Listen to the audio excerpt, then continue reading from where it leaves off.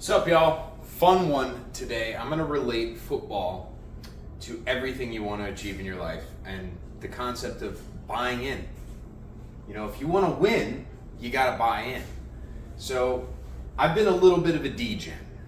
Okay? Sometimes I'm a naughty boy and I like to watch Netflix.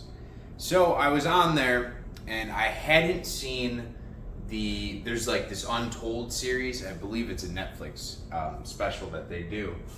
And I remember watching like one episode of The Swamp Kings years and years ago. This is the documentary of Tim Tebow, Urban Meyer, and the Florida Gators when they won 2 national championships, right? So if you haven't watched it, highly recommend, but I'm going to relate how buying in is how you win, because after watching those episodes to completion last night, I realized that that team had no fucking right winning. Absolutely none. Because it was like a bunch of degenerates all put together on a field, and I was wondering to myself, how the hell could you win? It's like a bunch of children. And then there was the coach, Urban Meyer, who's an absolute G, and Tim Tebow holding it all together. And so how can I look at that and figure out 2 people holding together an entire team of 100 plus players in an organization where if you lose more than 2 games, you're out, all right? There's no national championship for you. How can you hold something like that together so strongly, so intensely, and get them to believe in the ability to win a national championship and then go and fucking do it 2 times? So firstly, I want to start off by talking about Tim Tebow a little bit, because firstly, he's a fucking alien. I don't believe he's actually a human at all.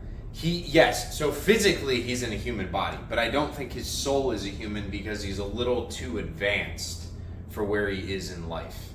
And what I mean by that is his faith, belief, and focus are entirely in alignment. And it was in alignment since he was a kid. In the documentary, it goes back, and his parents would reaffirm and reinforce him with saying that he was special. You know, he's a Superman type character. He's meant for something so great. And even Tim, in the documentary, says, you know, if you hear something consistently enough, you start to believe it. And so coming in to the Gators, when he got drafted, he already had the faith, belief, and the focus. And so people treated him as different because he was different. He was bought into his own mentality, his own way of being.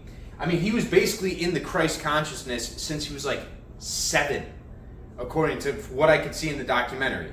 My man was always about it, which is great. That's what you need. Because once you are different, then other people start to perceive you as different. And we're going to get into how this all interrelates down to momentum down here as well. But once you're perceived as Superman, that's that reinforcement yet again. So his parents early on told him, hey, you're meant for something special. So he believed he was meant for something special. And then he did things that only special people can do. And so everyone's like, yo, that motherfucker's special. Damn, that's crazy. And he was like, well, I guess I'm Superman now. Okay? And I'm telling you, watch the documentary. The fans go crazy for him, and they got signs everywhere. Tell him he's Superman, Tebow for president. This is not a Tim Tebow plug or a Netflix plug, by the way. And I'm not just glazing these guys. This is for educational purposes only. All right, guys? So why does this matter, right? Coming into the story, Tim, he's already got that bought-in personality. And then he meets a guy like Coach Meyer, Urban Meyer. And why that's important is I want to interrelate football to, let's say, God and his plans for you. Okay? So Coach Meyer might be synonymous or a symbol for God, right? Because God has the plans. He has the plays. And the plays will work, all right? They will always work. However, they don't work when people don't do their job, when people don't buy in. That's one of the biggest issues in football. I remember when I used to play football. When I was a freshman, I wasn't bought into the program yet. But by the time I was a senior, I absolutely was bought into the program because years of conditioning into the program. I had a vested interest in winning. I was playing in games. Of course, I don't want to lose. But if you're on the sideline, if you don't have very much skin in the game, well, then you're not going to be as bought in. And why is it important in the first place to buy in? Well, I want to talk about Brandon Spikes real quick because this guy is a monster at football. And he was drafted the exact same class as Tim Tebow. If you don't know, he's a linebacker. He went off to play in the NFL after college, and he destroys people.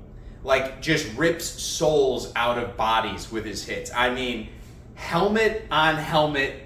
He puts a hat on a fucking hat, boys, and just smacks a bitch. It is incredible. He didn't start. He didn't fucking start. All right? Tim Tebow, he was in there.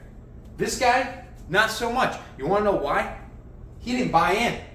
And when I keep saying buying in, there's more to buying in than just like the idea of buying something, right? You're thinking of trading money for it. No. I'm talking about conscious thought. Conscious thought is truly how you buy in. Because when you consciously think about something, football, for example, you have a goal in mind. The goal is always to win, to be better, to improve, to become the best team you possibly can. And to become the best team, you have to become a leader, right? So you're going to set a lot of goals for yourself, which will open up doors, right? These opportunities. And opportunities can come in several different ways. It's not always good, but you can turn bad situations into lemonade. Now, I think we've gone over a little bit how that works, but growth opportunities. So what I'm saying about lemonade here is sometimes you suck in life. You're not there yet. And that's okay. That's where we need to be, is the understanding that we can be better. Okay? Because that's when growth happens. But at the start, you have to cut your fucking teeth. I think it was my second tax job where I filed a 1040 and I forgot the interest income, which is just like a stupid mistake. But I had a partner come over and ask me if I was retarded. Okay, and this is in public tax accounting, right? So there's not a whole lot of women in there in the first place, and not a whole lot of HR. Thank fucking God, because calling people retards leads to some amazing growth because you don't want to be called that. Bring back bullying, motherfuckers. Bring it back. It makes life beautiful because that allows you to grow. It shows you where your inadequacies lie. And for me, it was my attention to detail. I, of course, knew how to write down interest income on a piece of paper. It's not hard. It comes in the documents, okay, from the bank. So that's not the issue there. What I learned from that situation is my conscious thought of detail, okay? I'm consciously present in doing this. I'm not thinking about what I'm eating for lunch. I'm not thinking about what I'm going to do later that day. I'm not thinking about the workout I'm going to have. I'm not thinking about girls or anything else. I'm present in the moment, and I'm giving my conscious thought towards a goal of being the best I can be at something, all right? And that's how you get from that regular tax prepper all the way to partner, is you become very conscious of your thoughts while you're doing the action. If you want to become partner, start acting like it. What goals are you going to set to get there? How are you going to have to grow? How are you going to have to change? And then also, you have an opportunity due to conscious thought to be grateful. I think gratitude is misrepresented and misunderstood in a large part. A lot of people think gratitude is, oh, somebody gave me something, so that's the only time I can be grateful. No, because sometimes you make changes and do things for yourself. Sometimes you sacrifice things in your life. Like when you give up drinking, when you give up eating out fast food, or Lent, for example. You give something up for Lent, okay? You make changes, you give something else up, which you think is leaving your body, but actually the good energy that's coming in because you're making a positive change, that's something to be grateful for. Okay, so conscious thought is great for that as well, because gratitude is incredibly important when it comes to reaffirmation of what you're doing. If you want to get somewhere, it's very important to not only focus on the growth and the changes that will get you there, but be grateful along the way, right? Don't hold off on being happy and grateful for something until you achieve it. Be grateful for it in the present moment as if it's already achieved. If your true goal, your true intent is to achieve a goal, right? Be grateful for it in the present moment. Because if you can already see that you can achieve it, then it's already done, all right? So be grateful for it and keep working towards it. It's a very powerful emotion. And then next, within this conscious thought, so going back to the buying in, the I am declarative statement. So, football, what Tebow would tell himself, and he didn't explicitly say a whole lot of quotes, and I'm not going to misquote him, but the I am statements he would say when they would interview him, he would tell himself, he's like, I'm going to get this first down. You know, I'm going to punch it through. I told the coach, give me the fucking ball. He didn't say fuck, by the way. The man's perfect. So he had such a strong belief because of these I am statements. He genuinely believed. He's like, if you give me the ball, I am punching it in.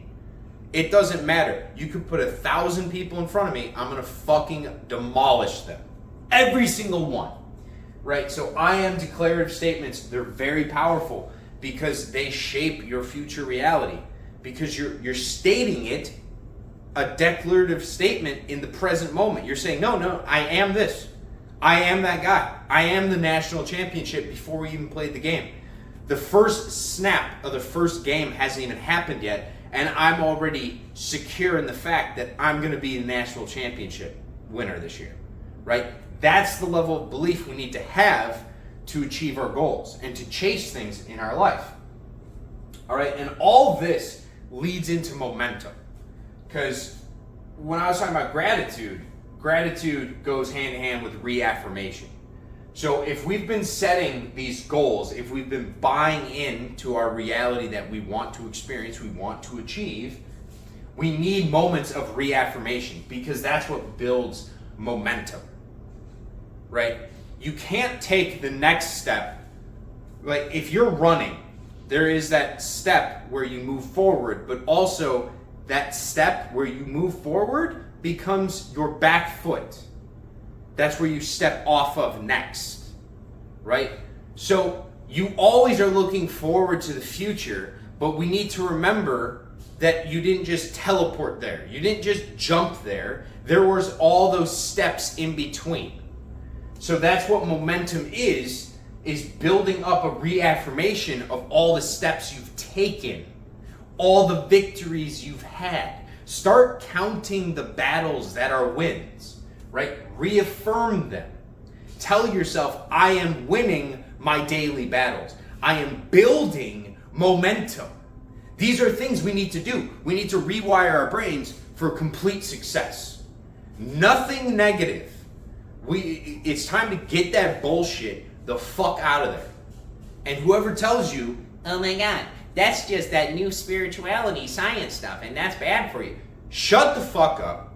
You don't know what you're talking about. And honestly, people that do that are fucking rats because you're trying to keep humanity in a cage. You're trying to keep it in a box and you're stealing people's dreams and their motivation towards life to just love it, to fuck it, and to succeed.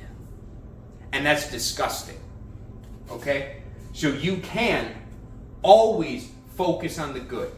Always focus on the best and keep moving towards it. Build momentum, be conscious of the momentum, be grateful for it, and change and grow as you go to push yourself even faster, right? You don't want to run the same speed the entire time to get there, but you don't need to start the race off fast. Just accelerate as you go through. Okay? Start off slow. That's fine. And then just 1% every single day. Just get better and better. And the last part that I want to cover with buying in is the ego death and realignment. And so this part I want to relate back to football first, because this is when Brandon Spikes started becoming like a leader on the team. Is after, I believe it was the junior year, maybe it was his third season, something like that. And basically they lost, like very embarrassingly in some games. And it's because the seniors had left. They need new people to step up, and he wasn't a leader yet, right?